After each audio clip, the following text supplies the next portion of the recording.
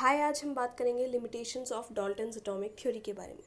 इनकी सबसे पहली लिमिटेशन ये थी कि इन्होंने कहा था कि हर एक मैटर एटम का बना है, लेकिन एटम का स्ट्रक्चर क्या है, वो कैसा दिखाई देता है, वो इस बारे में एक्सप्लेन नहीं कर पाए। फिर डाल्टन ने अपनी थ्योरी में कहा कि एटम डिवाइड नहीं किया जा सकता, वो एक इंडिविजिबल पार्टिकल है, लेकिन एटम के अंदर न्यूट्रॉन, प्रोटॉन, इलेक्ट्रॉन ये सब हैं, वो उसके सब पार्टिकल हैं।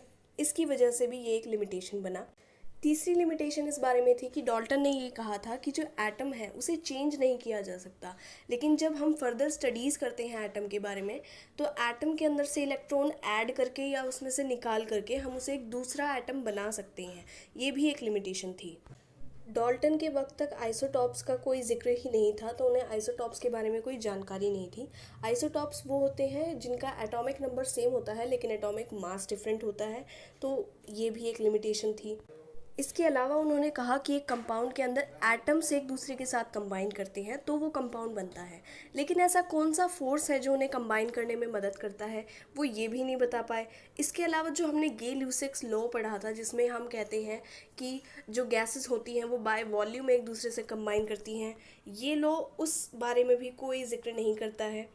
उसके अलावा नेचर में एटम पूरी तरीके से फ्रीली एग्जिस्ट क्यों नहीं करता और मॉलिक्यूल या फिर कंपाउंड फ्रीली एग्जिस्ट क्यों करते हैं, ये रीज़न भी वो नहीं बता पाए। तो ओवरऑल एटम दिखता कैसा है, एटम कंबाइन कैसे करते हैं कंपाउंड बनाने के लिए, एटम नेचर में फ्रीली एग्जिस्ट क्यों नहीं करते और कंपाउंड क्यों करते हैं, या मॉलिक्यूल क्यों फ्रीली एग्जिस्ट करते हैं, और आइसोटॉप्स क्या होते हैं, गे-ल्यूसिक्स लॉ में बाय वॉल्यूम कैसे गैसेस कंबाइन करती हैं, ये सारी एक्सप्लेनेशन वो नहीं दे पाए।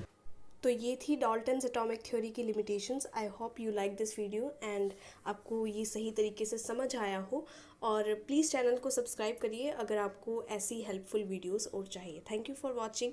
Please like, share and subscribe.